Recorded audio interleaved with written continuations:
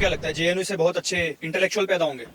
चाहे आप कन्हैया कुमार को ले लो, भारत तेरे टुकड़े होंगे इंशाल्लाह इंशाल्लाह, कहाँ से आते हैं? जेएनयू से।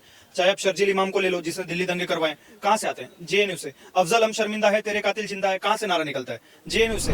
तो वो भी तो एक पंडित थे। मतलब पंडित के ही कोख में तुम पल रहे हो, पंडित के ही दिया हुआ खा रहे हो, तुम पंडित के मंदिरों के पैसे से तुम रिजर्वेशन पे जी रहे हो। चाहे वो इनके आका, जिसको ये अपना बाप मानते, अपना भगवान मानते हैं, डॉक्टर बाबा साहब अम्बेडकर, उनको पढ़ाने वाले कौन थे? ब्राह्मण थे। उनको विदेश भेजने वाले कौन थे? ब्राह्मण थे। उनके खून पसीने की कमाई है जो आज ब्राह्मण इतने उच्च लेवल तक पहुंचा है, और ये नहीं पहुंच पा रहे इसलिए जल रहे हैं। इसका मतलब जातिवाद तो इनके आपस में, ये वाल्मीकि समाज को तो पिछड़ा इन्होंने घोषित कर रखा है। लॉकडाउन लगाने की जरूरत नहीं पड़ेगी। जितने लॉकडाउन की डफली गैंग घूम रही है ना, वो आपको सारी की सारी दिल्ली से और केंद्र के सारे राज्यों से भागती नजर आएगी। नमस्कार। जिस तरह से आपने देखा होगा यूजीसी का मामला तूल पकड़ता नजर आया, कहीं तमाम वामपंथी संगठन यूजीसी को लेकर विरोध प्रदर्शन करते नजर आए। उनका ये कहना था कि जो यूजीसी बिल को स्टे लगाया सुप्रीम कोर्ट ने, उसको दोबारा से मतलब पूरी तरह से लागू होना चाहिए। और इसी तरह से आपने देखा होगा लगातार विरोध प्रदर्शन हुआ, पत्रकारों पर हमले हुए, एक महिला पत्रकार को घसीटा तक गया, और तमाम उनमें जो नाम सामने आए वो आयशा, एसएफआई और तमाम जो वामपंथी संगठन है उनसे थे। जेएनयू का इसमें बढ़ चढ़ कर नाम आया। और आपने देखा होगा कुछ दिनों पहले जेएनयू में वाइस चांसलर्स के अगेंस्ट एक रैली निकाली जा रही थी, चेतावनी रैली, लेकिन वो उस रैली के दौरान आपने देखा होगा पत्थरबाजी की घटनाएं सामने आई। वहाँ पर तमाम जो स्कॉलर स्टूडेंट्स थे उनको कमरे बंद करके इस तरह से उनको प्रताड़ित किया गया कि उनकी तबीयत पूरी तरह से बिगड़ गई। और आपने ये भी देखा होगा कि किस तरह से वाइस चांसलर के खिलाफ वहाँ पर जेएनयू बंद करने के वहाँ पर नारे लग रहे थे और जेएनयू बंद करने की कोशिश की गई। हमारे साथ ऋषिकेश शुक्ला है, इनसे बात करते हैं। क्या कहेंगे जिस तरह से आप देख रहे होंगे लगातार विरोध प्रदर्शन हो रहा है और जेएनयू यूनिवर्सिटी लगातार विवादों में घिरी रही है, और इस बार अति तब हो गई जब स्टूडेंट्स पर भी अटैक होने लगे।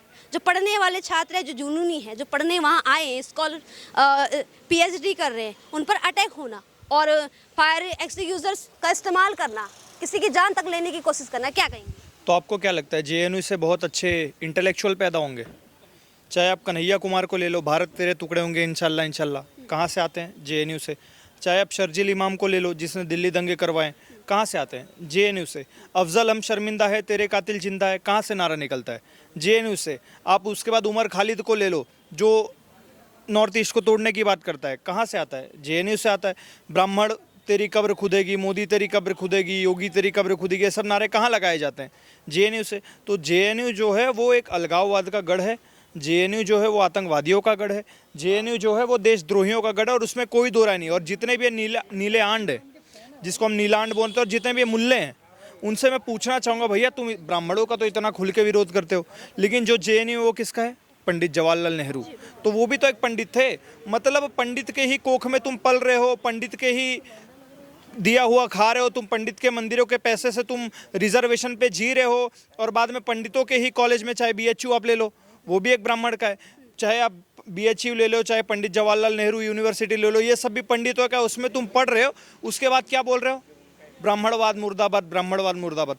तो इससे समझ में आता है कि इनके जो मानसिक स्तर है, इनके जो आका हैं, उनकी मानसिक स्तर किस लेवल की है। देखिए, ब्राह्मणवाद से आप क्या समझते, क्यों इस तरह की नारेबाजी होती ब्राह्मणवाद को लेकर? ये ब्राह्मणवादी नहीं, तिलक राजू पर भी ऐसे ही नारे होते हैं, आपने तिलक लगाया हुआ है, इसी तरह से अपशब्द कहे जाते हैं। पहले सबसे पहले काशीराम ने ऐसे तमाम शब्दों का इस्तेमाल किया था, उन्हीं का अनुसरण करते हुए तमाम जो अभी जेएनयू के छात्र हो या चाहे चंद्रशेखर रावण से जुड़े तमाम कार्यकर्ता, वो भी इसी तरह के शब्दों का इस्तेमाल करते हैं। देखो मैम, काशीराम जिस पार्टी से आते हैं, वो पार्टी आज ब्राह्मणों का महत्व समझ चुकी है। बीएसपी की बात कर रहा हूँ मैं। वो आज खुल के कह रही है कि ब्राह्मणों को 18% आरक्षण मिलना चाहिए। और ये किस ब्राह्मण को टारगेट कर रहे हैं? जिस ब्राह्मण ने इनको पढ़ाया लिखा है, चाहे वो इनके आका, जिसको ये अपना बाप मानते हैं, अपना भगवान मानते हैं, डॉक्टर बाबा साहब अम्बेडकर, उनको पढ़ाने वाले कौन थे? ब्राह्मण थे। उनको विदेश भेजने वाले कौन थे? ब्राह्मण थे। यहाँ तक कि डॉक्टर बाबा साहब अम्बेडकर ने जो अपनी बहनों की शादी करी है, वो भी स्वर्ण समाज में ही करी है। तो अगर उनको स्वर्ण से इतनी घृणा होती तो आज वो स्वर्ण ना रह जाते। जो अम्बेडकर सरनेम है वो भी स्वर्ण का ही लगता है। तो मुझे एक बात समझ में नहीं आती, इनको पढ़ा रहा कौन है?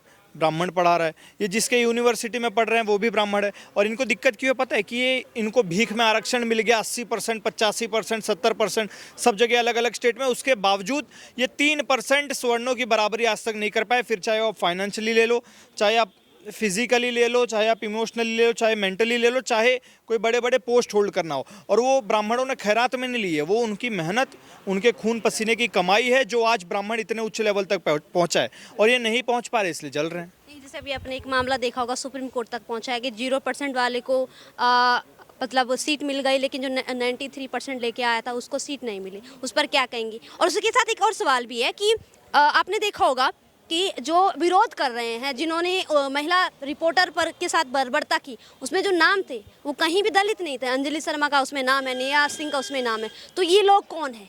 क्या वाकई में ऐसा है, स्थिति है देश में कि जात पात हो रहा हो? मैम, जात पात जैसा तो कुछ नहीं है। आप किसी दुकानदार के पास जाते हो कुछ खाने, उससे जाति पूछते हो क्या? मैं भी नहीं पूछता। मेरे यहाँ तक कि कितने सारे दोस्त आ रहे हैं जिसके साथ मेरा उठना बैठना है, वो वाल्मीकि समाज से आते हैं। और ये जितने भी जय भीम जय मीम जो आज कल इकट्ठा होकर घूम रहे हैं, वाल्मीकि समाज भी तो दलित समाज का ही हिस्सा है।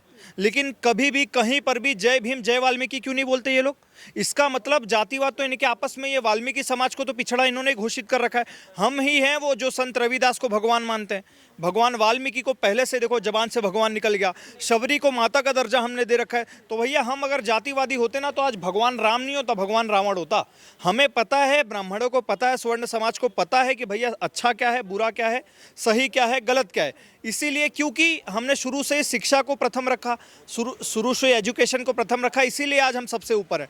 तुम अगर सोच रहे हो कि फ्री का दिया हुआ राशन लेके और फ्री की दी हुई रिजर्वेशन लेके तुम ऊंचे लेवल पर पहुंच जाओगे, जय भीम जय मीम का नारा लगा के अगर तुम सोच रहे हो पीएचडी ले लोगे या यूपीएससी का एग्जाम क्रैक कर लोगे, तो भैया इस जन्म में वो संभव नहीं है। जिस तरह से आप देखोगे, वाइस चांसलर के खिलाफ लगातार नारेबाजी हुई है जेएनयू में, और जेएनयू को लॉकडाउन करने की कोशिश की गई एक तरफ से, उस पर क्या कहेंगे? मैम, अगर जेएनयू को लॉकडाउन कर देंगे ना, ये तो मैं भी चाहता हूँ, कर दो लॉकडाउन। क्योंकि अगर इन्होंने जेएनयू को लॉकडाउन कर दिया तो इनके खाने पीने के वांदे हो जाएंगे। ये जो 6-6, 7-7 साल तक हमारे टुकड़ों पर पल रहे हैं, थीसिस कर रहे हैं, थीसिस के नाम पर जो दंगा फसाद फैला रहे हैं, वो सारी चीज़ें बंद हो जाएगी। मैं तो बहुत पहले से इस चीज़ की मांग करता हूँ कि भैया जेएनयू का एक बार फिर से जीर्णोद्धार होना चाहिए।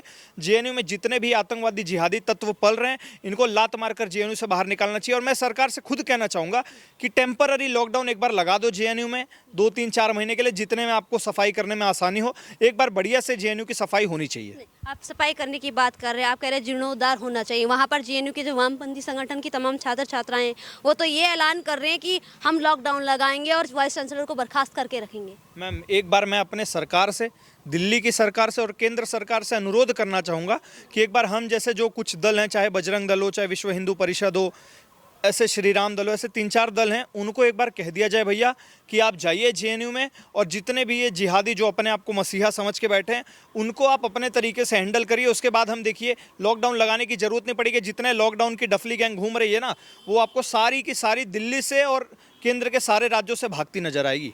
बस एक बार हमें मौका तो दो। हम अगर कुछ करने जाते हैं तो उल्टा हमारे ऊपर ही FIR हो जाता है, SC ST भी उल्टा गलत हमारे ऊपर ही लगा दिया जाता है, और एक नया UGC नाम का बिल हमारे ऊपर ही लाकर थोप दिया गया।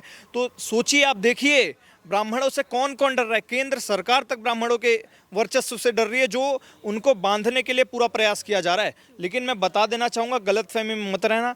ब्राह्मण वो समाज है, क्षत्रिय वो समाज है, स्वर्ण वो समाज है जो मुगलों के आगे नहीं झुका, जिसने अंग्रेज़ों के आगे कुछ नहीं किया, जिसने अपने गर्दन कटवा दी लेकिन गर्दन झुकाई नहीं। तो उस समाज को अगर तुम सोच रहे हो कि UGC जैसे तुच्छ एक्ट को लाकर बांध दोगे, तो वह संभव है। लेकिन एक सवाल है, जैसे आप कह रहे हैं कि ब्राह्मण का वर्चस्व इतना बड़ा है कि केंद्र भी डर गया, तो क्या इस तरह से एक जात पात को बढ़ावा देने के आप काम नहीं कर रहे हो कि ब्राह्मणों का वर्चस्व है? क्या हमें एक साथ रहना चाहिए, या फिर इस तरह से ब्राह्मण, राजपूत, दलित, इस तरह शब्दों का इस्तेमाल करना? मैम, पहले तो यूनिवर्सिटीज़ में तो मैंने आज तक नहीं सुना कि ऐसा कुछ होता था, क्योंकि यूनिवर्सिटी में कोई जात पात देख के दोस्त बनाता ही नहीं था, रैंडमली दोस्त बन जाते थे। अब वो चाहे दलित हो चाहे ब्राह्मण हो। लेकिन जब से UGC एक्ट ये इनको जो लाने का इन्होंने प्रयास किया, उससे तो लोग डरेंगे ना कि अरे यार, ये मेरा दोस्त अगर दलित, अगर इसको मैंने गलती से कुछ हंसी मजाक में गाली गलौज भी कर दी तो ये मेरे ऊपर UGC वाला एक्ट थोप देगा। तो इससे जातिवाद बढ़ेगा, कम नहीं होगा। तो सरकार को इस पे विचार करना चाहिए।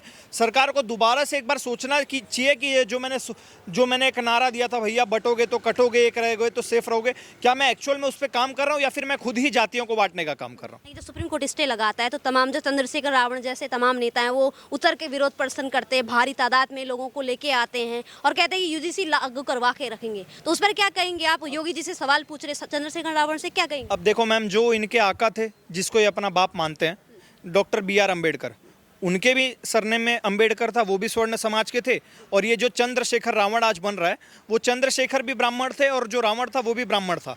तो इन कहीं ना कहीं समझ में आता है कि आज भी जो इनके बाप हैं, इनके आका हैं, वो ब्राह्मण ही हैं। तो ब्राह्मणों से आपको इतना डरने की ज़रूरत नहीं है। रावण वावण जैसे लोग आए थे, रावण का आखिरकार में वही होता है, युद्ध और विनाश। तो अगर ये रावण गलत कर रहा होगा तो इसका भी वही हाल होगा जो राम भगवान ने उस रावण का किया था।